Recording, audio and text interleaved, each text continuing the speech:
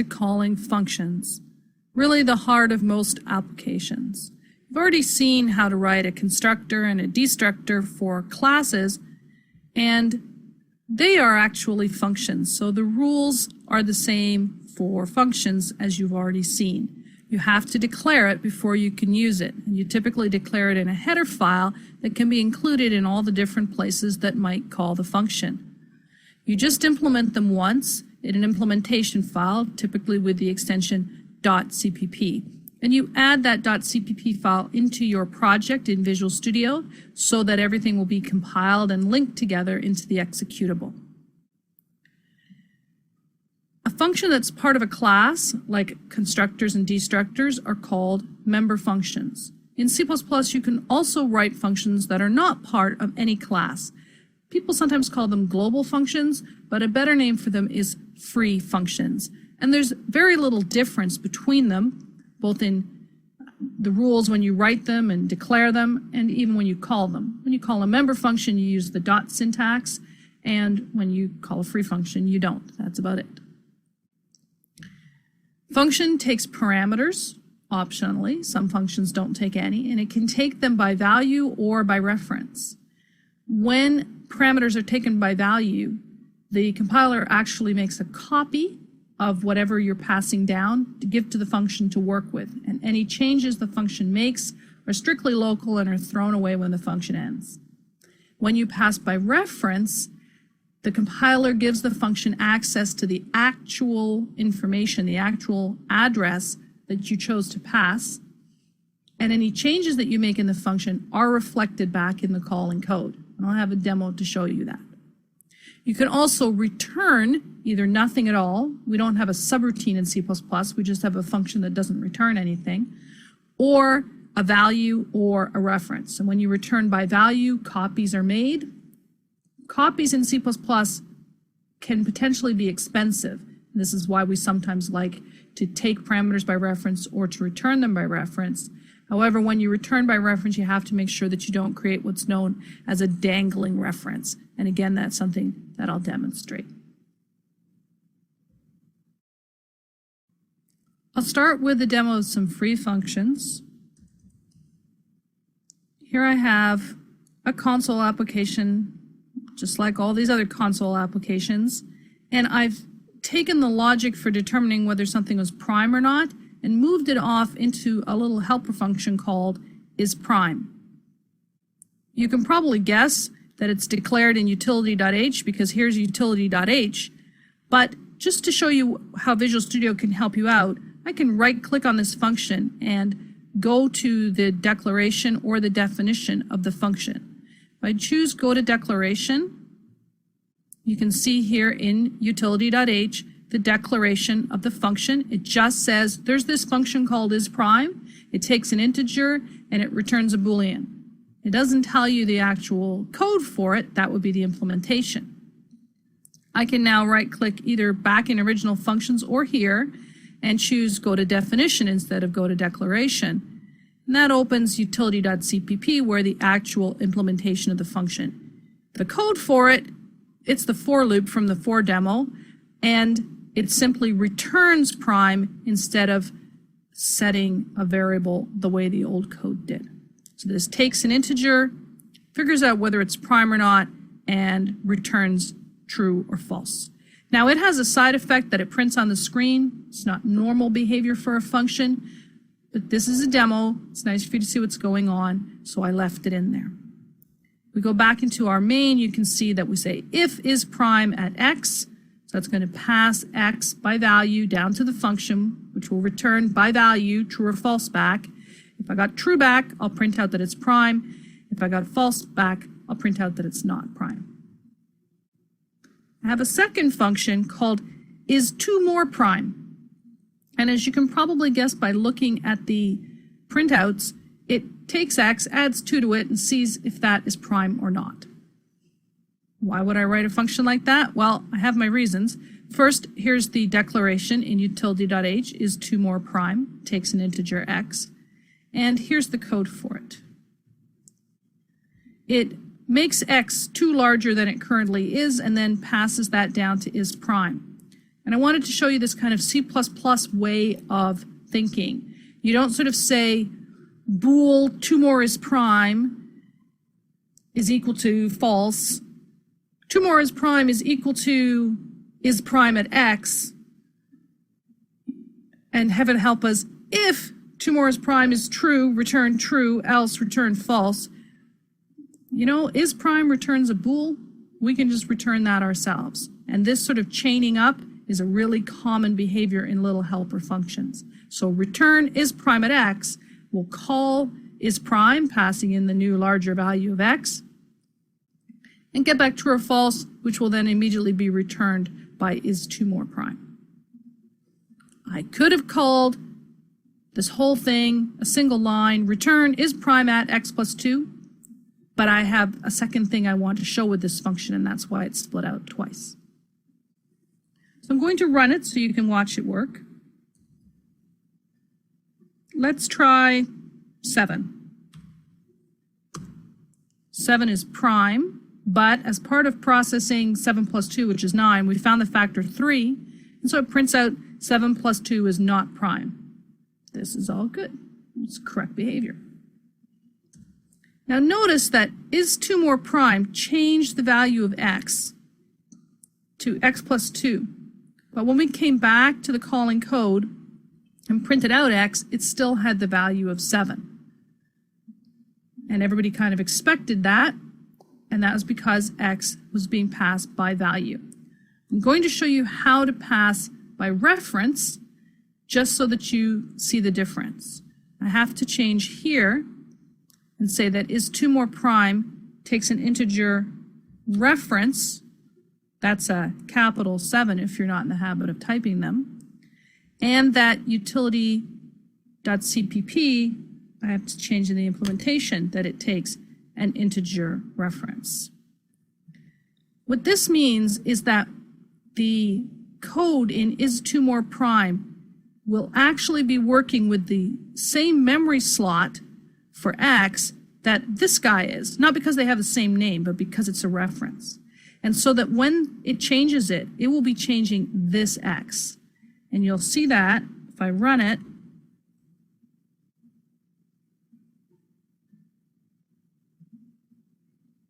If I again enter 7, it correctly finds the factor. It's clearly working with 9, but when we come back, it says 9 plus 2 is not prime, which by coincidence, 9 plus 2 makes 11, which is prime, but that's kind of not the point. It was testing 9. The reason it's saying 9 plus 2 is because it's actually permanently changed x and is now printing out 9 for x. In this particular case, we don't want to pass x by reference. I want to show you the consequences of doing it. I'll just spell that. But there are times when you do, and there are 2 times when you want to pass a variable by reference. One is when you want the function to actually change it. For example, people who write string code very often want to take a string and maybe capitalize it or change all the E's to W's or whatever, and they want to sort of take the string and call this function on it and have the string end up being changed. The other time you would use pass by reference is when the copy is really expensive, when you're passing some really large thing and you just don't want to pay for the cost of copying it. And then you can use a reference. And there is actually a way to tell the compiler, well, yes, I am going to take it by reference, but I promise I won't change it. And that will save you from these kinds of accidental mistakes. We'll be talking about that const keyword a little later. I just want you to know for now that it exists. Now I have one more thing going on in here, and it's commented out because it is bad, and I'm going to uncomment it out so that you can see what's bad about it. So I have a function here called bad function, which returns an integer reference. And I have the code for it here. I'm using the comment and uncomment buttons in Visual C++ Express, which are super handy for this kind of thing. It declares this local variable a and returns a reference to a, which is to say access to the memory. And then when we hit this brace bracket, A goes out of scope. And this is what we call a dangling reference. And code that tries to call bad function and use the return value from it may mostly work, but then on other occasions it won't work. And that's why dangling references can be hard to spot, because they don't always fail. They sort of tend to fail when other code writes over that same address. And so you say, wow, the value of my variable changed without me changing it. That's usually caused by problems like a dangling reference. Compiler, as I've said on many occasions, is your friend. If I just build this using the keystrokes, it's got a warning here. Let's scroll along. Returning address of local variable or temporary. If you see that warning, you know you're being warned about a dangling reference, and you shouldn't do that. In this particular case, there's no real reason why this shouldn't just return an integer. Integers are cheap to copy. If you had a different problem, there are ways to return references to things that have longer lifetimes. We just haven't covered that yet. So it could be possibly correct to return a reference, but never just a reference to a local variable like A here, which you just declared, and then it's going to go out of scope when it hits the brace bracket. Member functions, I'm going to return to the classes and objects demo from earlier demos with the person class and the tweeter class that inherits from person, but I've added some more capability to person since the last time you saw it. And let me just show you that. I'm going to open the include file, person.h. You can see that I've added some functionality. Let's start with this one, standard string get name.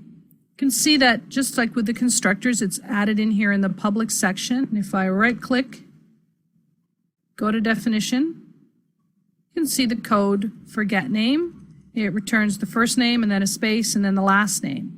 And I've actually changed the constructor and destructor to use this function. If you remember, person and tweeter have printouts in their constructor and destructor so that we can learn a little bit about the scope of objects that are constructed on the stack. Using this function, get name, instead of first name and then a space and then last name, means, first of all, our code is shorter. These statements used to have to span 2 lines in the file. Now they're just a single line. But it also gives us great consistency. If this was real application with real work to do, and someone said, wow, I hate that you print out first name space last name. It really should be last name comma space first name. The old way, we would have had to go in and change it in a bunch of places and hope we caught them all. Now we can just go change the code for get name, and everybody's using get name. So this is one of the ways that encapsulating things up into functions can save you work. Refactoring is always a good plan. Code duplication, always a bad plan. Here inside person, we can just call the function just as its name, get name. No, it's, of course, the person get name, and it's for the particular person we're working on. So when we're constructing P1 and we call get name, it's going to use the member variables, the first, last, and arbitrary number of the P1 person. You can also just take an instance of a class, an object, and tell it you want to use one of its functions. And that's what happens in the main here. We can call p1.getName, and that's how we call the function. I have some other functions in person.h that are implemented a little differently. These are almost like properties. C++ doesn't support properties, but you're welcome to write functions whose names start with get or set according to the capitalization strategy that your team is providing. I'm using capital letters throughout rather than camel casing. It's your call. And these two functions, get number and set number, are inline functions. That's what we call it when the code for them is right here in the header file and nowhere to be found in the implementation file. Scroll around in here, there's no person : get number or person : set number. They're implemented here in the header file. Implementing in the header file, if you find old enough material, they'll tell you, ooh, that makes it faster.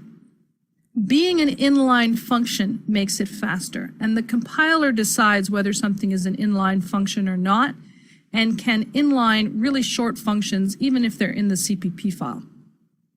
However, putting them in here makes it obvious to anyone who reads your code, and remember, everybody has to be able to read your header, exactly what these two functions do. In the case of something like a property, which is really completely transparent, there's no validation, there's no business rules, nothing, you're fine with everybody knowing it. In the case of a real function that does real work, you wouldn't want it in the header file being compiled over and over again into every file that included it. It's fine for something like getNumber and setNumber. Now notice you can't tell when people are using the functions how they're implemented. Here I have a call to getName and getNumber right after each other, and there's no visible difference between them, and nor should there be. The point is that person has a getName function and it has a getNumber function. Neither one of them take any parameters. Fine. So getName returns a string. You can see that here. And getNumber returns an integer. You can see that here. And don't forget that Visual Studio will tell you that. So if I hover, it says standard string person : getName and int person : getNumber. Here I'm also calling setNumber. Let me show you setNumber. It's also inline, and I wanted to show you the return type, which is void. Constructors and destructors don't have a return type. There's nothing before their name. Every other kind of function, every free function, and every member function that's not a constructor or a destructor has a return type. But if it's sort of subroutine-ish and doesn't have anything to return, we say that it returns void. Void's not technically a type. It's a keyword that belongs where types go to say, I'm not an idiot, I didn't forget, I want to say nothing, an absence of information. Some people type void inside the round brackets when they're declaring a function that doesn't take any parameters. You don't need to, so I don't, but if you see it there, that's what they're doing. So setNumber takes an integer number and doesn't return anything. And here we're calling it to change the value of arbitrary number for this person P1. And then I'm immediately going to call getName and getNumber again so that I can see that I successfully changed the value from 123 that we constructed it at to 124. So this demo shows you calling a member function from within another member function. When you don't have any decoration, you just say the name of the function you want to call, and calling a member function on an instance of the class using this dot notation. So let's see it all happen. We still have the same code in the constructor as before, and one of the things that this shows you, remember that someone else is a tweeter, which inherits from person. And here, when it says constructing someone else, before constructing the tweeter object, it constructs a person object, and it can still use getName because getName is a person function, and that works out just fine. Anyway, then our tweeter goes out of scope, and we're down here where it says P1, we call name and number. I'm set to 123. Then we use setNumber, and it comes out 124. And then finally, P1 goes out of scope and is destructed. All of the rules that you just learned for free functions about taking your parameters by reference or by value, about returning things by reference or by value, still apply to member functions. What I find very common with member functions is that they perhaps don't take any parameters because they work entirely on member variables of the class, or that they don't return a value because they keep their answer in a member variable of the class. That's what you see with getNumber and setNumber. It doesn't need to take any parameters because it can use the member variable arbitrary number, and it doesn't need to return anything when you set number because it's keeping the result in arbitrary number, which is this member variable of our class. And that pattern's really common in member functions. Also, member functions can be inline. as you see here, and that improves readability. And like all inlining, whether it's triggered by this or by some of the other ways you can inline, including the compiler just choosing to, it also improves performance. C++ is all about performance, and calling a function has a little bit of overhead in it. Inlining is something the compiler does to take that overhead away.